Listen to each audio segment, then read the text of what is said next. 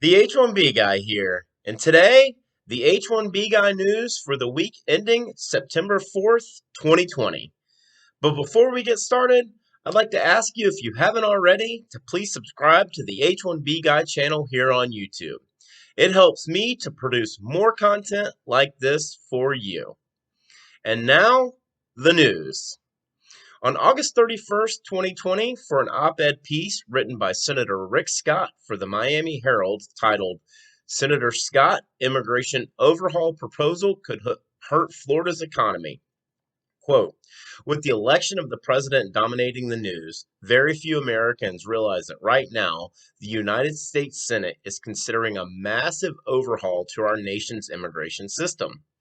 And, in true Washington fashion, the shocking truth is that it could pass without even a single vote in the United States Senate. You read that correctly. A major change to our immigration system is being considered under unanimous consent in the U.S. Senate, which means this bill could pass without a vote ever occurring. It hasn't yet passed because I am the only senator holding it up. I recently objected to passing a bill that could have long-term negative impacts on our immigration system and Florida's economic future. Only in Washington could politicians try to sneak something like this through without Americans fully understanding the impact. And any immigration reform must be fair and make sense for the American people and economy, as well as those around the world hoping to share the American dream. While 80% of the H1B visa holders are from India, a significant majority of EB visas go to skilled workers from over 100 different countries working in a wide range of industries. Eliminating the per country cap would provide an unfair advantage to workers from backlog countries, India and China. The current iteration of S386 is not the answer, but I'm committed to working with my colleagues on a solution that makes sense for Florida and allows more people to participate. If we don't speak up now, the long-term effects of this quick fix could damage Florida's economy and the diversity we've worked so hard to protect.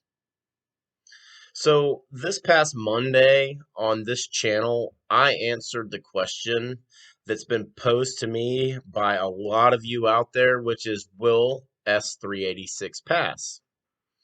My answer was no. Little did I know that just after 4 p.m. Eastern on Monday, Senator Rick Scott would pen an op-ed piece published on the Miami Herald discussing his decision to continue to block S386. On Tuesday morning, I read the article. There were no surprises. I will say it's really disappointing to see how political favors are being used in this instance. Senator Scott will hold his block on S386 and will allow it to die in the 2020 season. Why? Well, President Trump and his administration have asked Senator Scott to do so. I hope I'm wrong, but I doubt it. Look no further than this op-ed piece for that proof. If there is a silver lining to all of this, though, it's this: immigration reform is apparent. Hopefully, this is a signal of something on an even more grander scale, maybe even a merit-based system. Senator Scott is willing to continue to bear the brunt of the attacks for those in support of S386. It's going to be very interesting if and when S386 hits the Senate floor again in a few weeks. September 2nd, 2020, an article written by Sarah Butcher for Financial Careers titled "The H1B Visa Guide to the Highest Tech Salaries in Hedge Funds."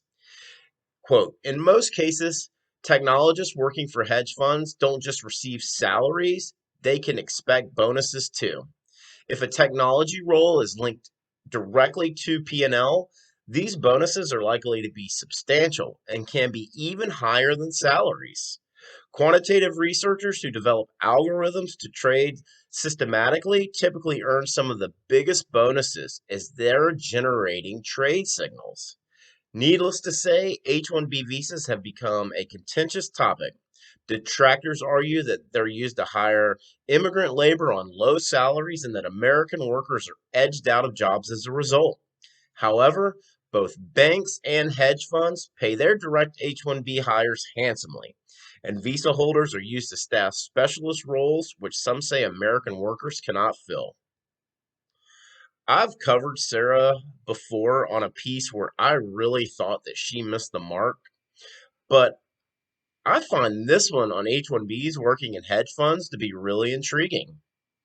Here's further evidence of H-1Bs being paid substantial bonuses based on their technology's P&L. It even alludes to the bonuses being higher than the annual base salaries. Companies like Citadel Americas, Two Sigma Investments, and Bridgewater dominate the list.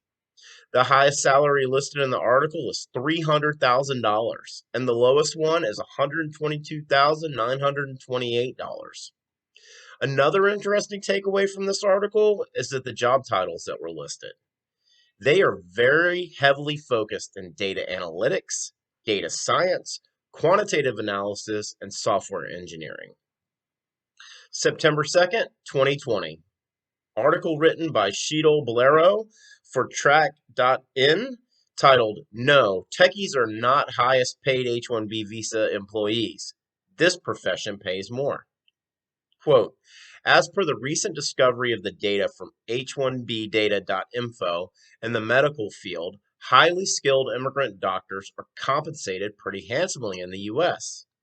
With these new findings, the specialists who are getting the highest paychecks are in interventional cardiology, a subset of cardiology that deals specifically with catheter-based treatment of heart diseases. On average, such specialists drawing over $425,000 each year, while gastroenterologists, who are specialized doctors who study the organs of the digestive system or gastrointestinal GI tract of the human beings, hold the second position with an average annual salary of upwards of $400,000. According to the Association of Medical Colleges, the U.S. is expected to experience a shortage of 122,000 physicians by the year 2032. Here, it is noteworthy to point out that these scores of immigrant doctors are on the front lines of the COVID-19 pandemic. While my background and a significant portion of this channel is dedicated to technology, I would be remiss if I did not cover the medical professionals that live and work in this country under H-1B visa. And a lot of you I've recently had a chance to interact with on Twitter, and I'm just so grateful for our interaction. Here we see an article covering some of the highest paid doctors in the U.S. on H-1B. Cardiologists, gastroenterologists, and orthopedic surgeons top the list for the highest paid category, while cardiologists, gastroenterologists, anesthesiologists, and general surgeons top the list when it comes to the total number of H-1B visas requested. Eastern Maine Medical Center and Iowa Physicians Clinic Medical Foundation lead the way in the number of H-1B filings. Apogee Medical Group, with entities in New York, North Carolina, and Ohio, have over 300 combined filings. Let's think about how many of these individuals living in the U.S. working under H-1B visa have been on the front lines of this pandemic over the last 6 months. That's just simply an untold truth here on the medical side that doesn't align with the H-1B visa holders stealing American jobs arguments that we see out there. September 1st, 2020. In an article written by Brad Palumbo for Washington Examiner titled, "New Research Shows Cutting H-1B Visas Actually Encourages Offshoring to China and Canada." Quote, "New research reiterates that limiting high-skilled immigration actually promotes offshoring jobs to competitors like China and India, one of the very trends Trump promised to combat as president." A working paper recently published by the National Bureau of Economic Research examines past H-1B restrictions and has found that they promoted offshoring. It compares businesses that are highly dependent on H-1B visas to those that are less dependent on them and modeled how they responded to the slash in visas. Following the 2004 cut in the H-1B visa cap, we saw a huge spike in offshoring by U.S.-based businesses that previously relied on skilled immigration. Even from the America First perspective, surely it's better to have US-based companies bring in some foreign talent if that means keeping the businesses stateside. That way, they still employ many people domestically alongside H-1B visa holders. And more importantly, the spending, productivity, and human capital associated with the enterprise all stay here, even if not every single job goes to a U.S. citizen. Another study published by NBER has shown that more generally, adding one immigrant to the U.S. economy creates 1.2 additional jobs due to the boost in economic activity. If you've been watching any of my videos or read any of my blogs, you know this has been one of the most consistent themes I've discussed. If the U.S. continues to restrict immigration and in general just makes it a really painful process, jobs that would and should be here in the U.S. will go elsewhere. I definitely do not want to lose IT jobs due to outsourcing to China, India, Philippines, Mexico, Canada. You get the point, right?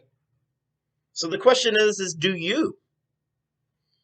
We've been quoting a statistic that stated that 1.83 American jobs were created for every H-1B on staff, and that was from an article in the Houston Chronicle back in mid-July. Here we see another report that states 1.2 additional jobs are created for every one immigrant added. It doesn't designate H-1B, it doesn't designate L1, it just says immigrant. These are the cold, hard facts, and they are indisputable. Multiple research reports have all drawn to similar conclusions based on the data. H-1Bs, immigrants create American jobs. If we continue to restrict immigration, especially high-skilled workers, we will lose more American jobs. We cannot let this happen. For the full post, check out the H1BGuy.com. And I'd like to ask you if you'd consider helping the H1B Guy platform by making a contribution of any amount via Venmo, CashApp, or PayPal. I'll put the details in the description below. And if you haven't already, I'd like to ask you to please like this video, please subscribe to the H1B Guy here on YouTube, and click the bell for notifications. Next week, we're going to take a look at a USCIS report with approvals for multiple non-immigrant visas that covers Q3 through fiscal year 2020 that was released last week. We'll have another round of the H1B Guy Live unedited and unscripted Q&A on Wednesday, September 9th at 1 p.m. Eastern, and we'll talk about why an H1B EAD makes sense. And then on Friday, the H1B Guy News for September 11th, 2020. I want to thank you if you've made it this far for watching my video and for all of the support over the last week. I just want to thank Rational Woman who joined me on Wednesday for the H1B Guy Live Stamp It Out Q&A. And I want to thank all of you for your direct messages, for your comments, and for your likes. I just really appreciate the support, and I am so humbled by your kind words. The H1B Guy, your global source for all things H1B.